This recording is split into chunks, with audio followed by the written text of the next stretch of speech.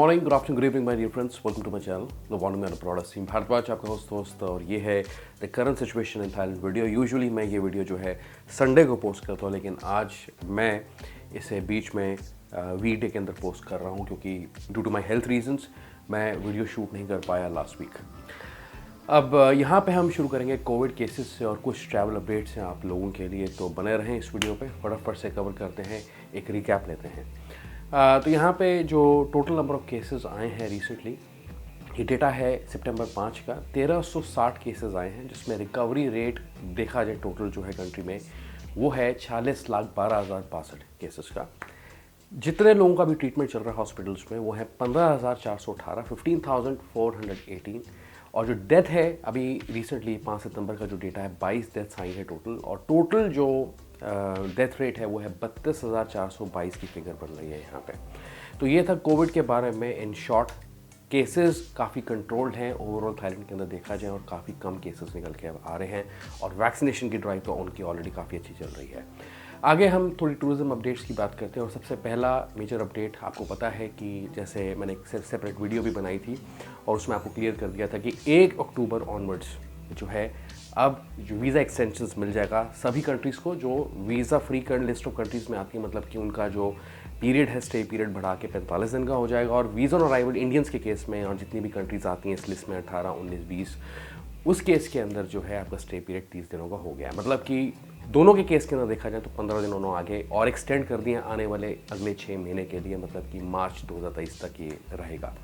अब दूसरा अपडेट यहाँ पे ये है कि जो टैक्सीज़ के फेयर हैं कंट्री में वो बढ़ने जा रहे हैं। तो मतलब ये कि एक 35 भाट फेयर होता था यूजुअली पहले किलोमीटर का, उसे बढ़ा के जो है 45 भाट किया जाएगा। अब ये जो इंक्रीज़ किया इन्होंने पिछले 8 सालों में पहली बार इंक्रीज़ किया है।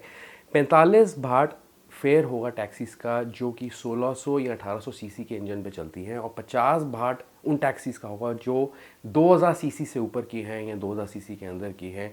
उनका जो पहला किलोमीटर का फेयर होगा वो होगा 50 भाट।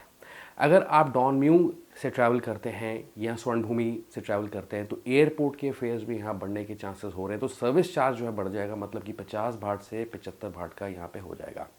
दूसरा अपडेट यहाँ पे है कि स्टार्टिंग नेक्स्ट ईयर अब जो है आपको पता है एंट्री फ़ी की बात चल रही थी पिछले साल से, मतलब अक्टूबर से ही बातें चल रही थी एंट्री फ़ी की, और अक्टूबर से उन्होंने एक्सटेंड किया क्योंकि वो अभी टूरिस्ट को अट्रैक्ट करना चाहते थे, तो उन्होंने इतनी जल्दी उन्होंने इम्प्लीमेंट नहीं की। फिर उन्होंने कहा कि जनवरी 2022 में करेंगे, फिर मार्च के आसपास अप्रैल के आसपास होना, तो उसे भी पोस्टपोन किया, और अब फाइनली इन्होंने डिसाइड किया कि नेक्स्ट ईयर से टूरिज्म टैक्स जिसे कहा जाएगा 300 भाट का, थाई भाट का, वो लोगों पे लगेगा।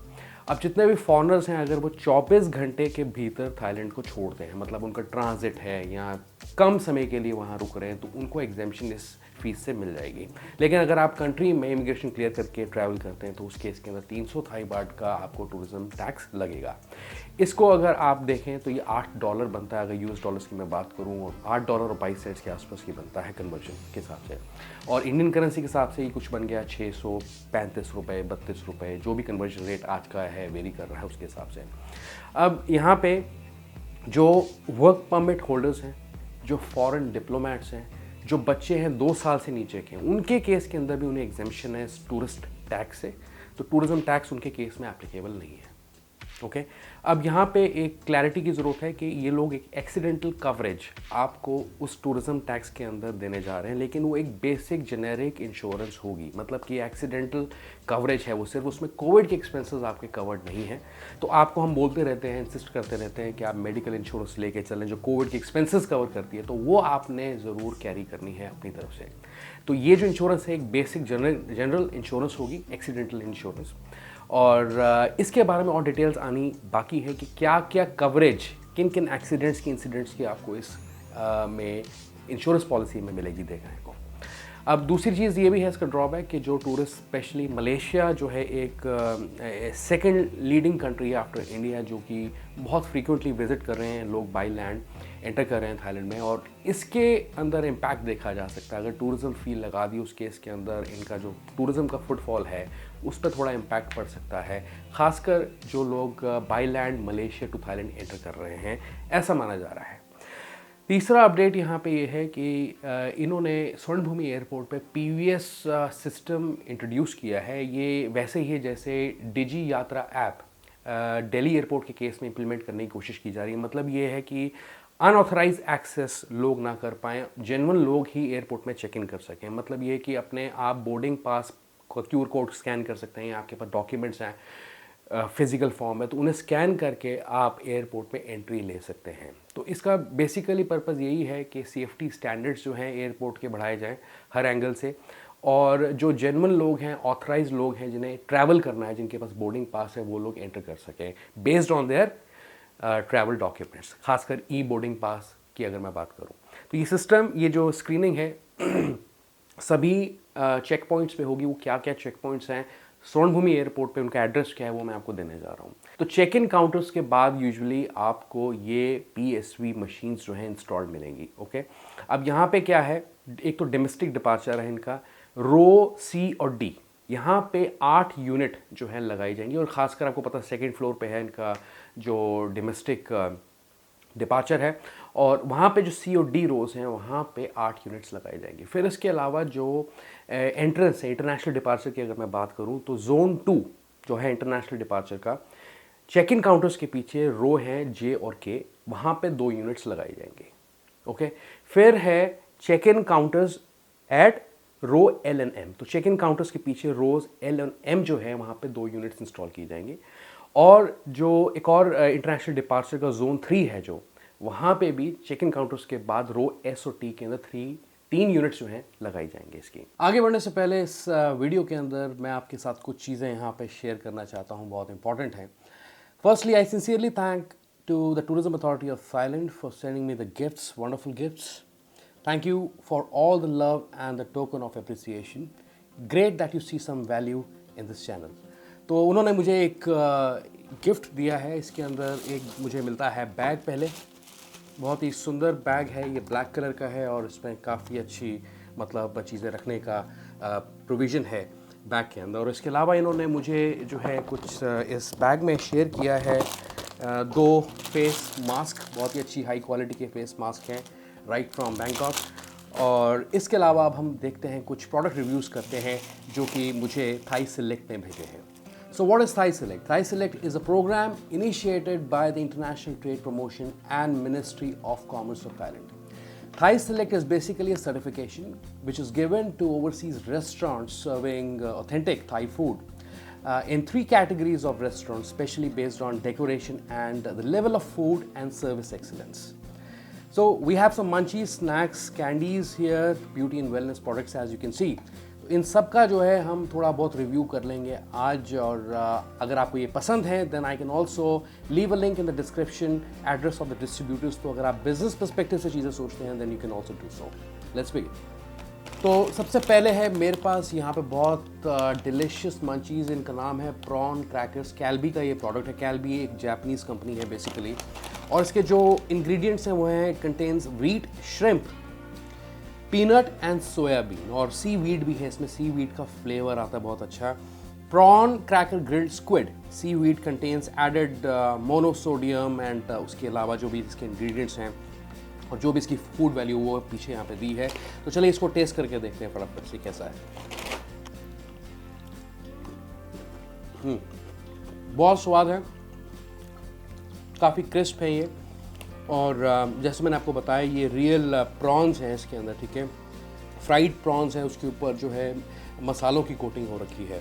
फिर है यहाँ पे दूसरा प्रोडक्ट मेरे पास, mix biscuit sticks, original flavour, और इसका डिस्ट्रीब्यूटर का नाम दिया। इसके जो इंग्रेडिएंट्स हैं, व्हीट फ्लोर का ये बना है, शुगर है, फिश सॉस है इसके अंदर, उसका यूज़ किया गया है, एंड ग्लूकोज सिरप। तो बहुत अच्छे स्नैक्स हैं ये अपने आप में, वेरी डिलेक्टेबल।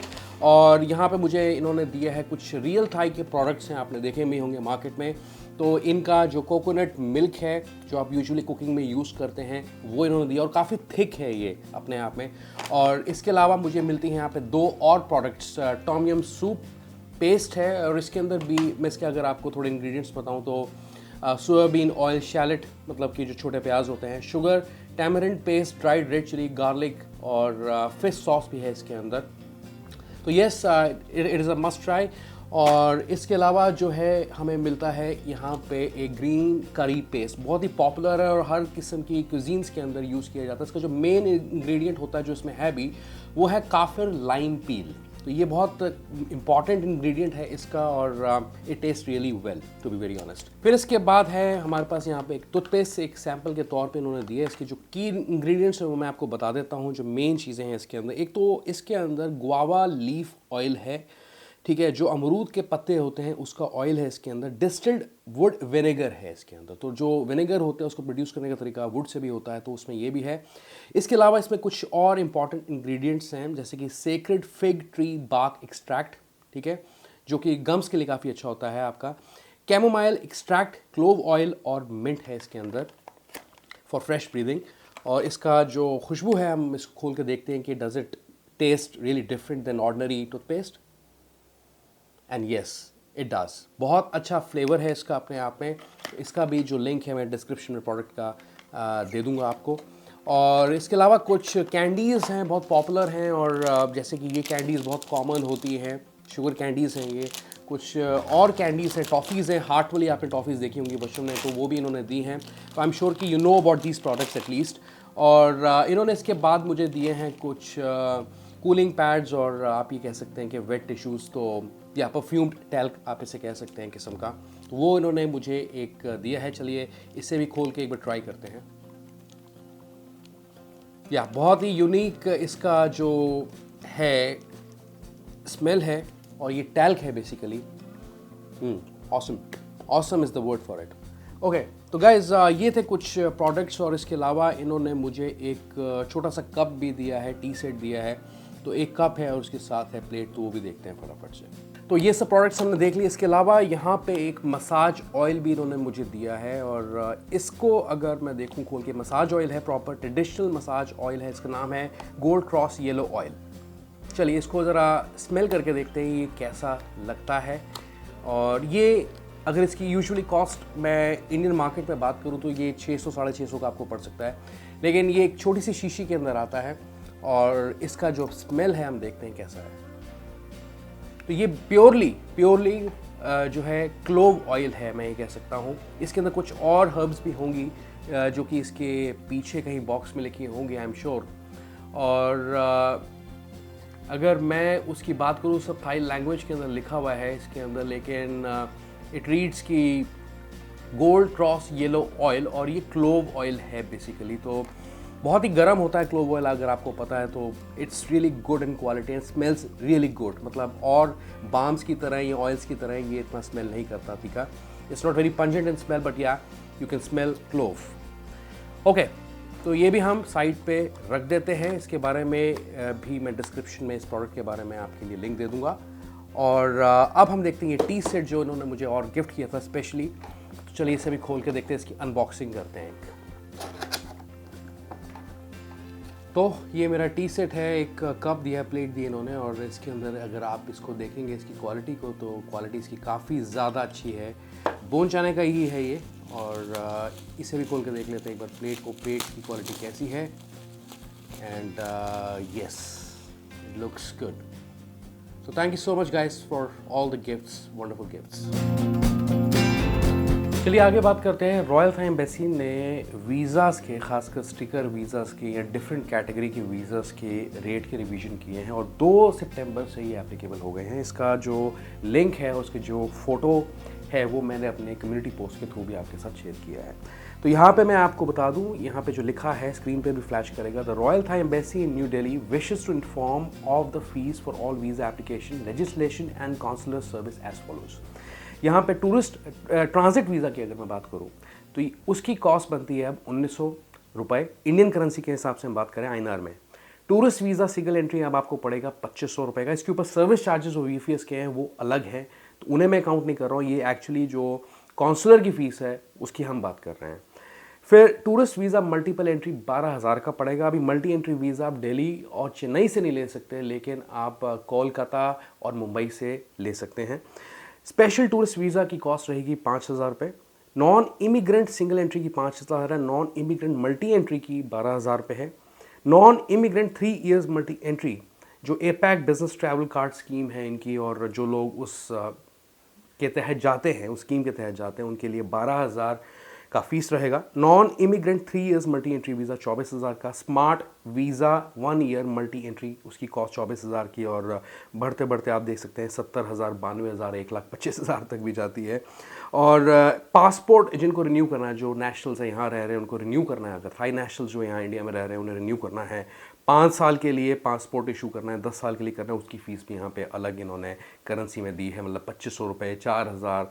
और टेम्प्रेरी पासपोर्ट इशुएंस जो है 550 रुपये का आपको पड़ेगा। पासपोर्ट इंडोर्समेंट 250 रुपये। तो नीचे यहाँ लिखा है the new rate of visa fees, legislation fees and consular service fees will be effective from 2nd of September 2022 at Royal Thai Embassy and Royal Thai Consulates General in India। तो ये थे कुछ अपडेट्स आज इस video के अंदर, the current situation in Thailand की video में। कुछ ज़्यादा अपडेट्स मेजर नहीं रह गए हैं, बिकॉज चीज़ें खुल चुकी हैं, नॉर्मल हो चुकी हैं, और जाना भी बहुत ज़्यादा आसान हो चुका है लोगों के लिए, ठीक है। तो इसमें कोई बहुत बड़ी डील नहीं है कि अगर थाईलैंड जाना तो क्या तैयारियां करनी है। बहुत आसान इससे सवाल हैं और आसान से जवाब हैं इन चीज़ों के।